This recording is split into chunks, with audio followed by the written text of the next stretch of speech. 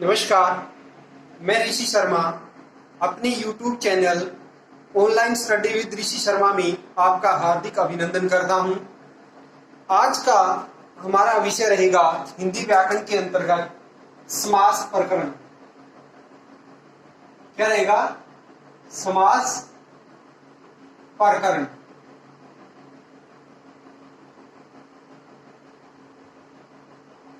आज का हमारा विषय क्या है? समास प्रकरण। तो समास शब्द की उत्पत्ति किससे हुई और उसका क्या अर्थ है, सबसे पहले हम यह देखेंगे। समास शब्द की उत्पत्ति। समास शब्द की उत्पत्ति कहें या समास शब्द किससे निष्पन्न हुआ? उत्पत्ति एवं अर्थ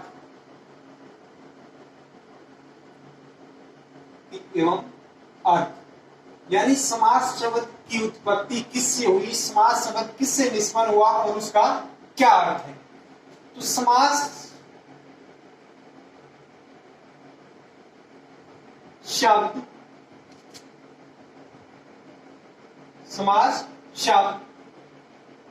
सम उपचार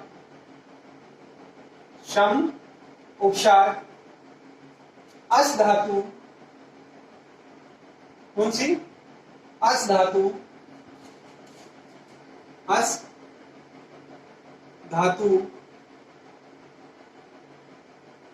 एवं घ प्रत्यय से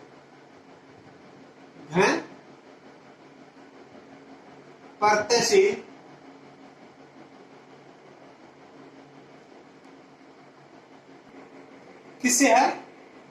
घ प्रत्यय से बना है या निष्पन्न हुआ। तो क्या लिखा हमने? समास शब्द की उत्पत्ति किससे हुई और उसका क्या अर्थ है। तो समास शब्द सम उपचार अस धातु एवं घ प्रत्यय से बना है या निष्पन्न हुआ है, जिसका अर्थ है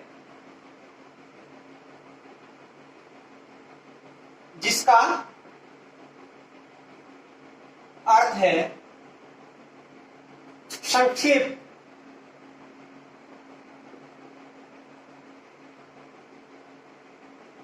करना या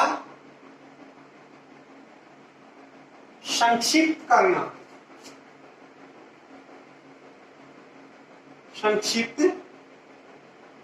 करना या फिर हम इसको कह सकते हैं कि छोटा करना।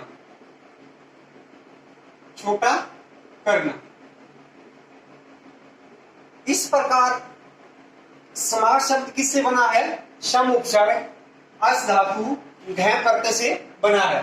उसका अर्थ क्या? समास का संक्षेप करना या संक्षिप्त करना यानी छोटा करना। अब हम समास शब्द की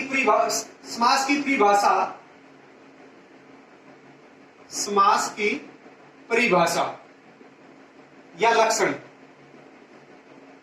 समास की परिभाषा या लक्षण क्या है? दो या दो से अधिक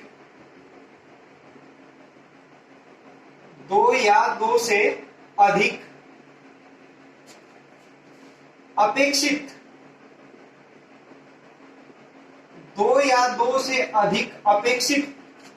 पदों या फिर हम यहां शब्दों भी लिख सकते हैं,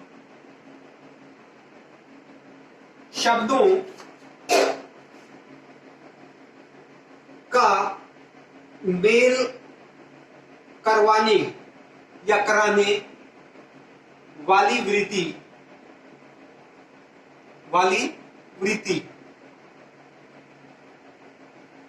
समास कहलाती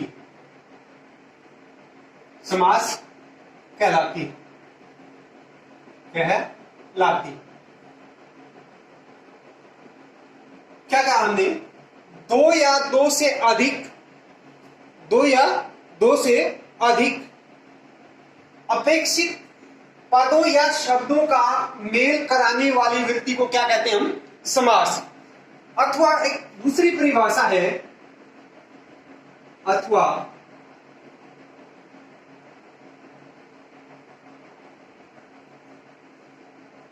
दो या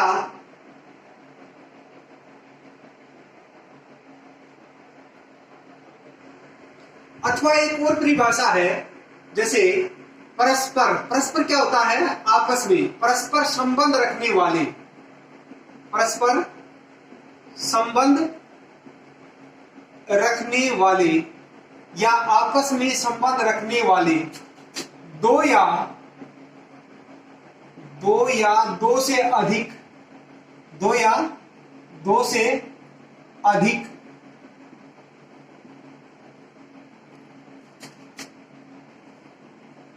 शब्दों या पदों,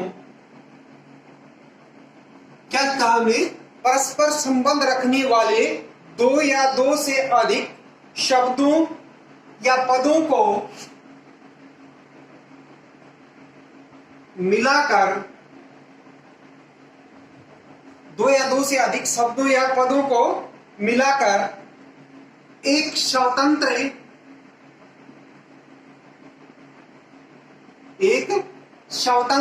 क्या कहा? दो परस्पर संबंध रखने वाले दो या दो से अधिक शब्दों या पदों को मिलाकर, पदों को या शब्दों को मिलाकर एक स्वतंत्र और संक्षिप्त, स्वतंत्र और संक्षिप्त शब्द या पद, शब्द या पद बनाने की प्रक्रिया,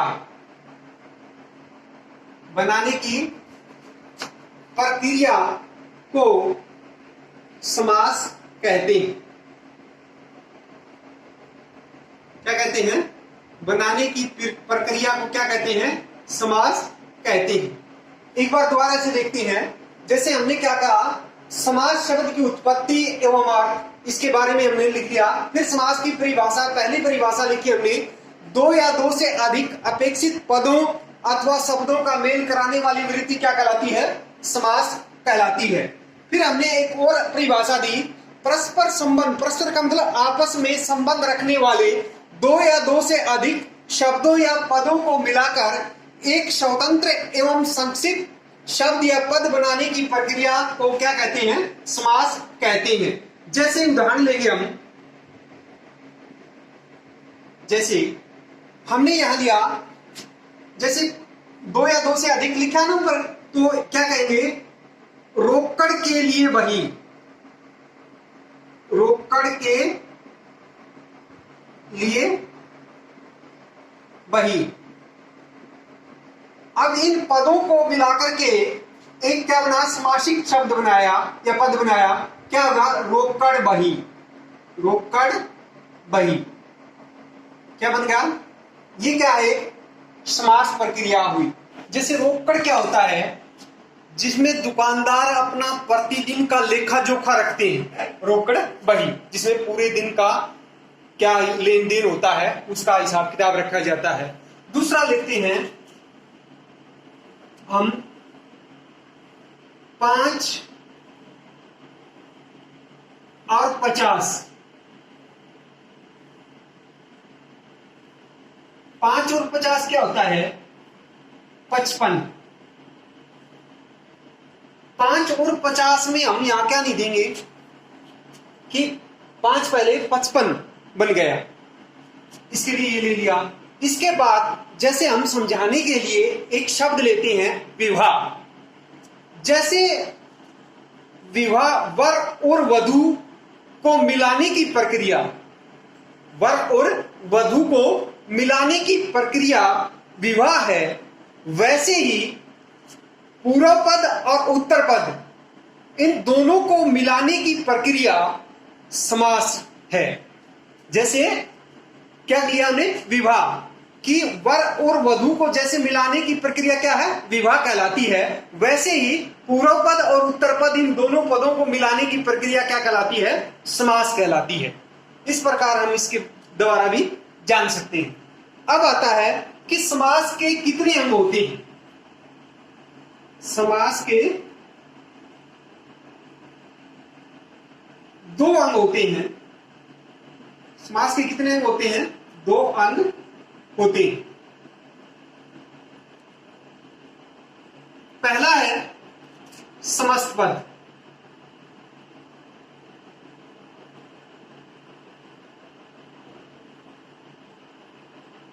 दूसरा है विग्रह पद। विग्रह पद। तो समास के कितने अंग होते हैं? दो अंग होते हैं या दो पद होते हैं, एक तो समस्त पद और एक विग्रह पद। अब है कि समस्त पद क्या होता है? समस्त पद की परिभाषा क्या होगी? वह पद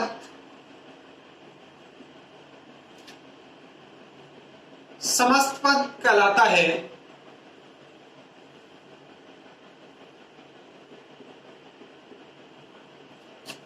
वह पद समस्त पद कहलाता है जिसमें पदों के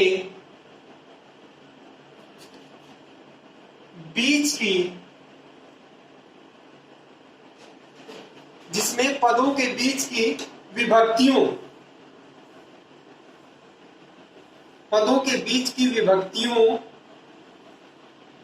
का लोप कर दिया जाए। कर दिया जाए। समस्त पद क्या होता है? वह पद समस्त पद कहलाता है जिसमें पदों के बीच की विभक्तियों का लोप कर दिया जाए। यानी जिन पदों में पदों के बीच की विभक्तियों को हटा दिया जाए या लोप कर दिया जाए उनका, वो क्या होता है? समस्त पद होता है। जैसे दशानन, अब क्या होता है कि विग्रह पद क्या होता है? विग्रह पद, इसकी परिभाषा देख लेंगे हम। वह पद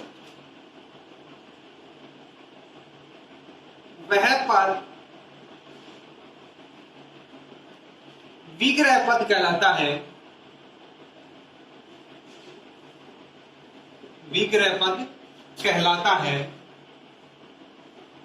जिसमें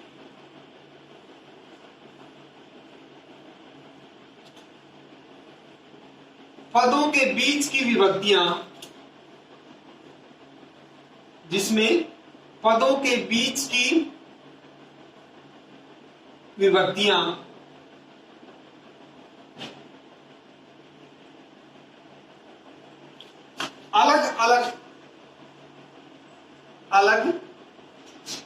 अलग करके दर्शाई जाए। क्या होता है? दिखाई जाए। तो विग्रह पद क्या हुआ? वह पद विग्रह पद कहलाता है जिसमें पदों के बीच की विभक्तियां अलग अलग करके दर्शाई जाए। जैसे हम इसी का लेते हैं,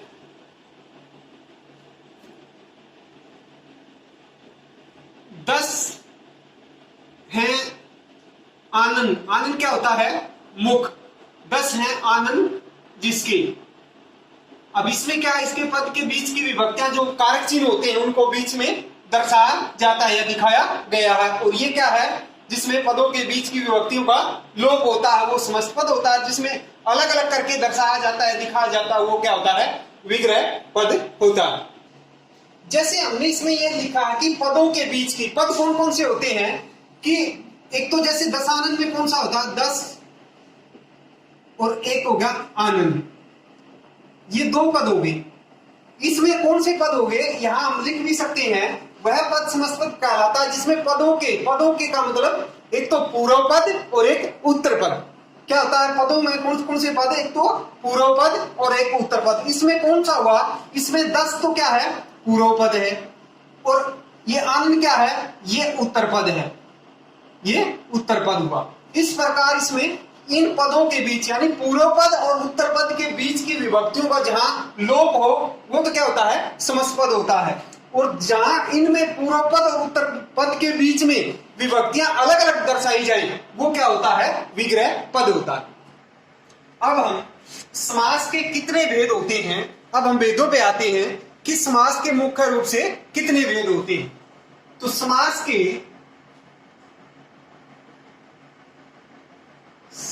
के मूल रूप से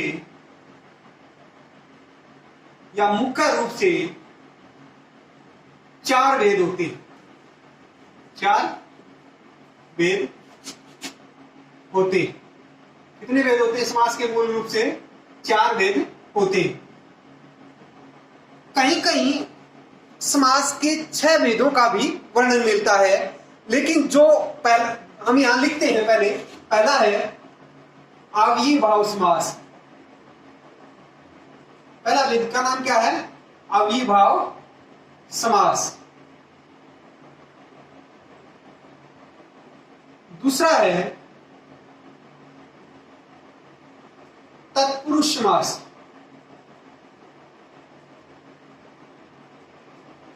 तत्पुरुष समास।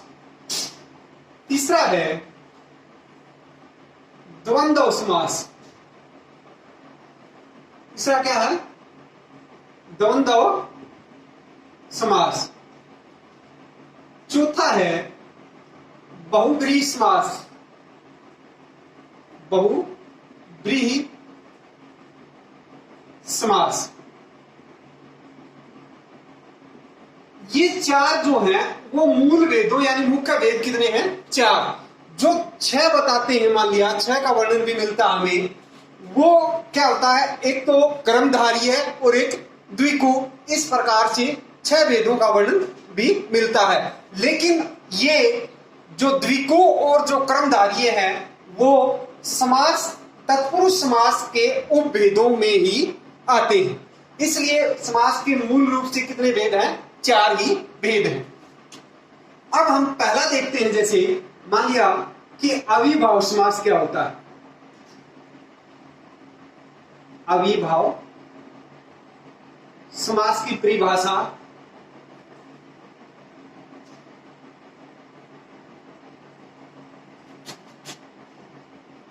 क्या देखेंगे? अव्ययीभाव समास की परिभाषा या लक्षण।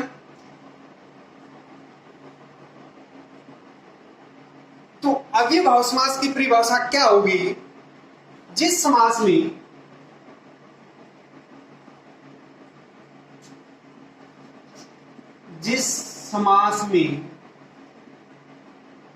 पूर्व पद का मतलब है पहला पद। पूर्व पद का मतलब क्या है? पहला पद। जिस समास में पूर्व पद प्रधान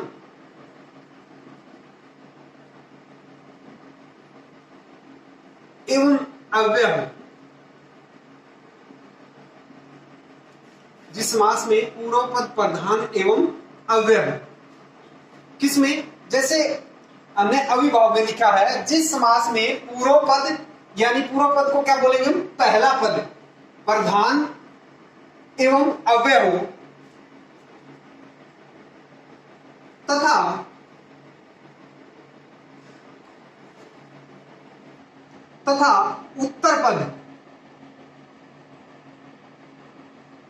उत्तर का मतलब है दूसरा।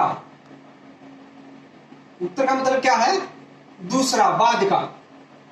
पूर्व पद प्रधान एवं अव्यय हो तथा उत्तर पद गौण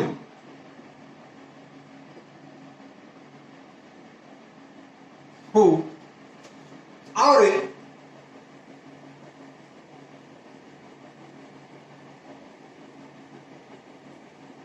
समस्त पद अव्यय का ही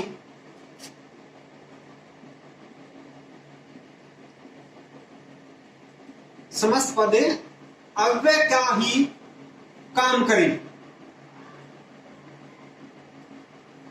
और पूरा जो मिलकर के समस्त पद क्या करे? अव्यय का ही काम करे। अर्थात समस्त पद अव्यय बन जाए। क्या बन जाए? समस्त पद भी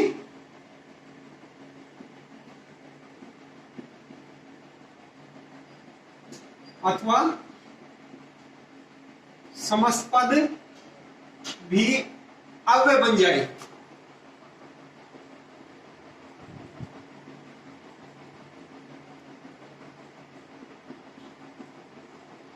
कोमा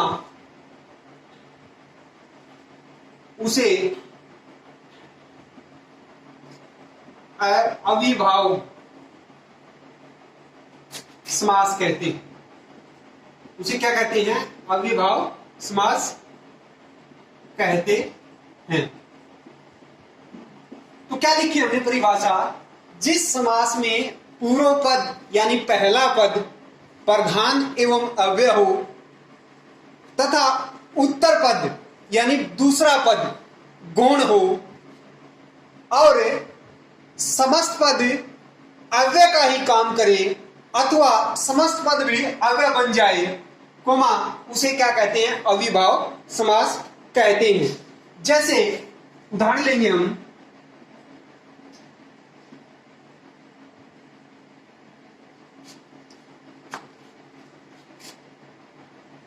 शक्ति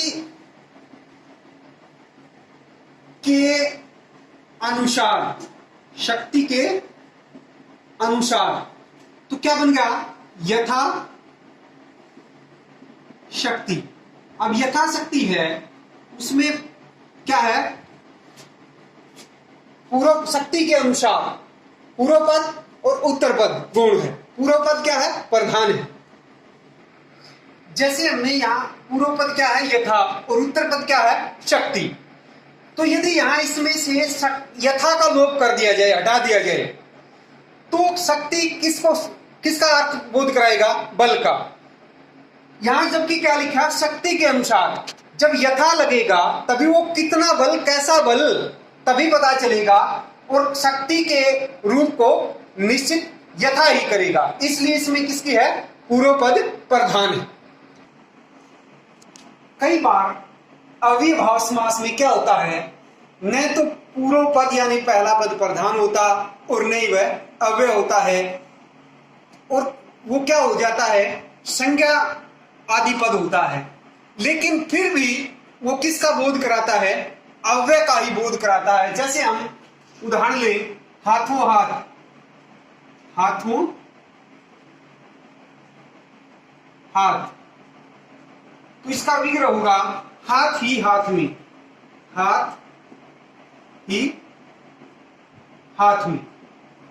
यहां क्या हुआ? न तो पूर्व पद प्रधान हुआ और नहीं वह अव्यय, लेकिन फिर भी वो अव्यय का ही क्या करवाता है? बोध करवाता है।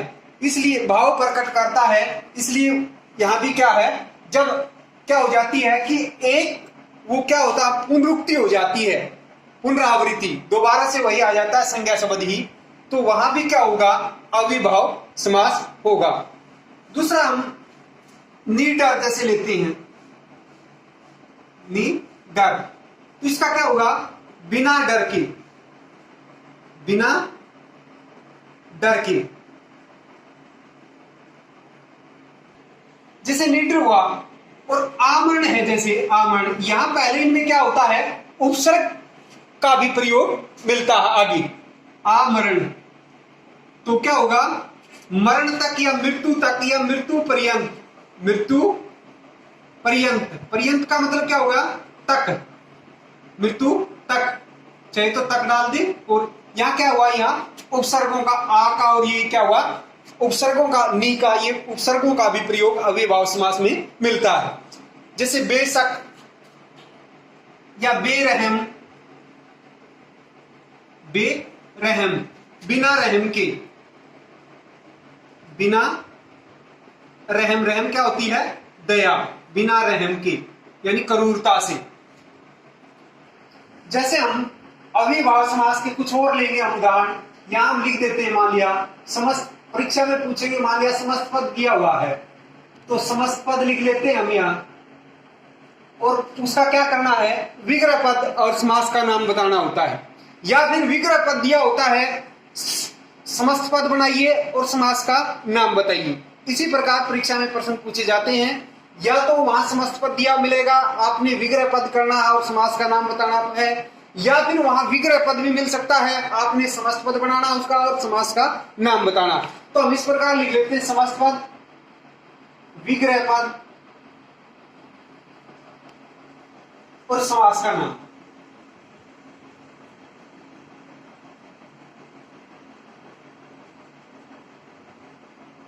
अब मान लिया आजीवन दिया हुआ है, समस्त पद क्या दिया हुआ है, आजीवन। तो ये क्या है, उपसर्ग आ गया इसके। तो जीवन, जीवन क्या है, जीवन भर। आ लगने से क्या हो गया, पूरे जीवन। जीवन क्या है, जीवन जीना। और आ लगने से क्या हो गया, जीवन पर्यंत या पूरे जीवन भर। जीवन भर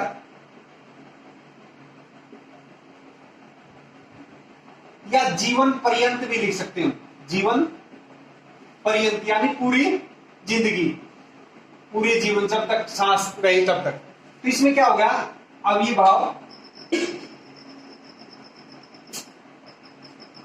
दूसरा हमने लिया आ जन्म, आ का ये और ले लिया आ जन्म। तो क्या होगा, जन्म भर, ऊपर की तरह है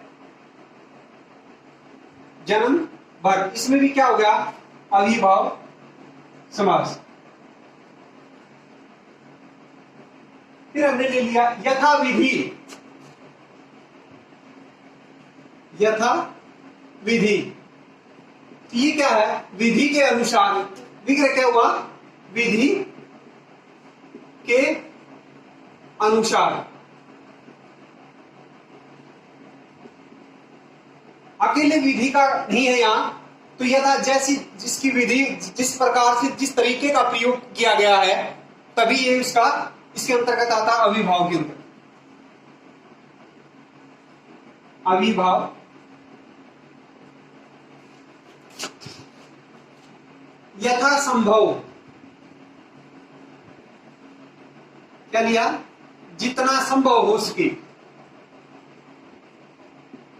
जितना संभव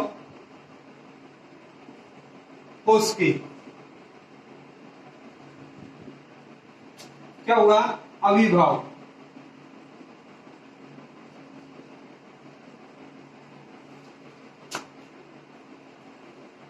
बेखटके,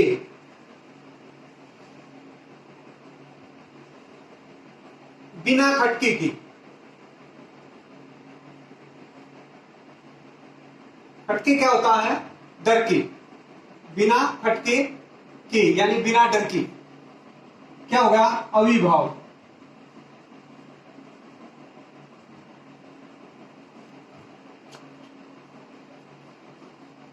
यथा कर्म, कर्म के अनुसार।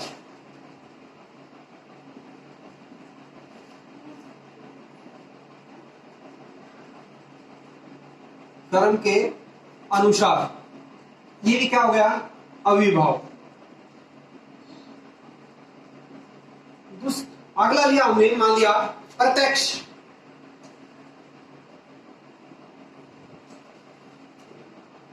आंखों के सामने, आंखों के सामने। विग्रह क्या हुआ, आंखों के सामने। तो इसमें क्या हो गया, जैसे प्रत्यक्ष में क्या होता है, प्रति, उपसर्ग आ गया, अविभाव समास। जैसे प्रतिदिन,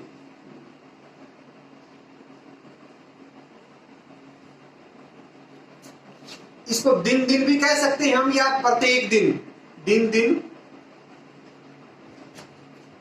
या प्रत्येक दिन या हर रोज।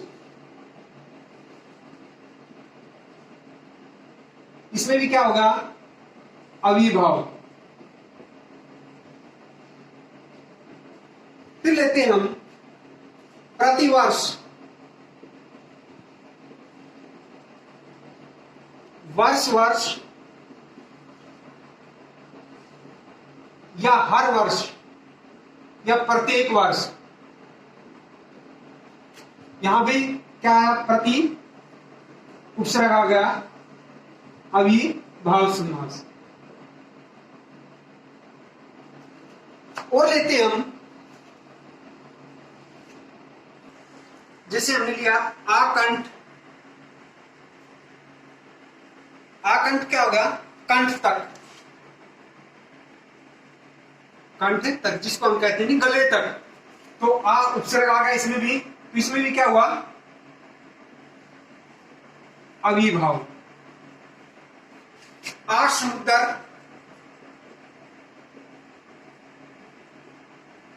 समुद्र तक,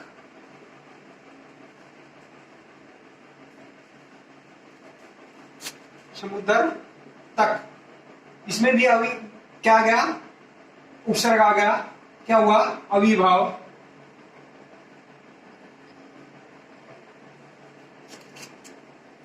निधड़क,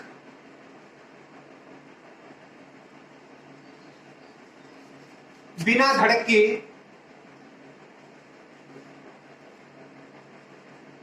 कहते हैं ना निडर होके, बेधड़क होके सो जा, बिना धड़क के। यहां भी नी क्या आया? उपसर्ग, इसमें भी क्या हुआ? अविभाव। बेचैन,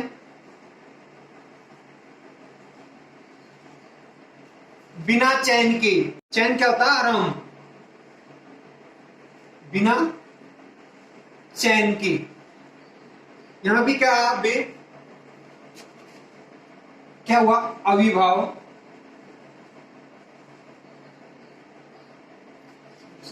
लिया बेशक, बिना शक के, विग्रह क्या हुआ? बिना शक के। कौन सा है इसमें? अविभाव।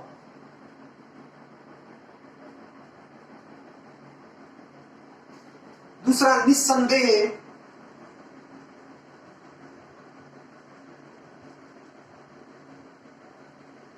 बिना संदेह के, बिना, इनमें आगे क्या हुआ? उपसर्ग, क्या आया? अविभाव।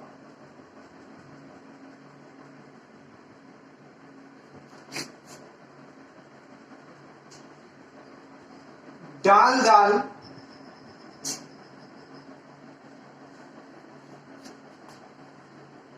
प्रत्येक डाल पर,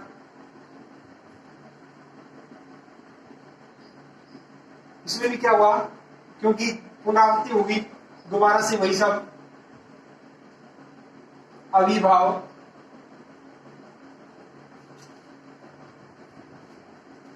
बातों बात,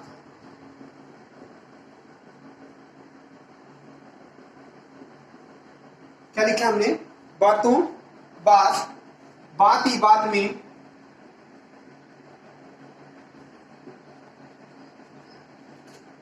बात ही बात में। यहां भी पुनरावृत्ति हुई उसी शब्द की, क्या हुआ? अविभाव। बीचों बीच,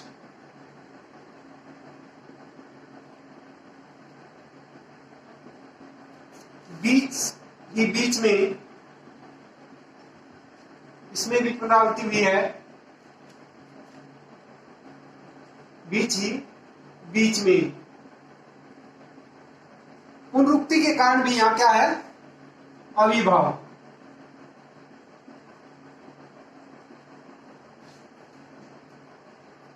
भरपेट, पेट भरकर,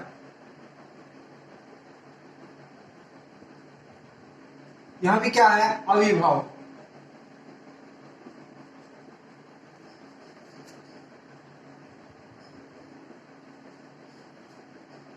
ध्यान पूर्वक, तो इसका विग्रह क्या होगा? ध्यान लगाकर, ध्यान लगा कर। इसमें भी क्या हुआ? अविभाव।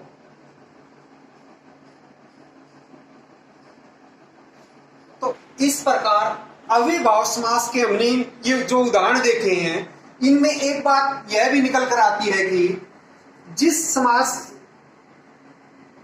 अविभाव समास, जिस समास का, जिस समास का पूर्व पद, पूर्व यानी पहला, पूर्व पद यानी पहला पद क्या हो, उपसर्ग हो, उपसर्ग हो, तो वहां भी क्या होगा, वहां अविभाव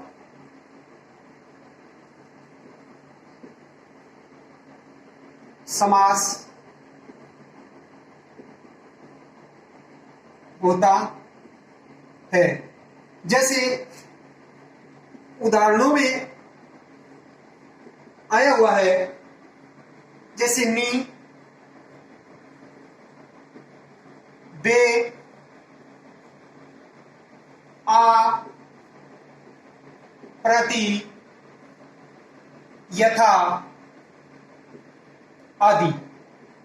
जो हमने उदाहरण देखे उनमें ये प्रयोग हुए हैं। नी, बे, आ, प्रति, यथा आदि ये उपसर्ग प्रयोग हुए। इस प्रकार जहां ये होंगे, मान लिया जिसके आदि में पूर्व पद में ये होंगे, वहां भी क्या होता है, अविभाव समास होता है। इस प्रकार हमने अविभाव समास क्या होता है और समास का अर्थ, उत्पत्ति, भेद, अंग ये किए। आगे के जो भेद रहते हैं हम वो अगली वीडियो में करेंगे। धन्यवाद।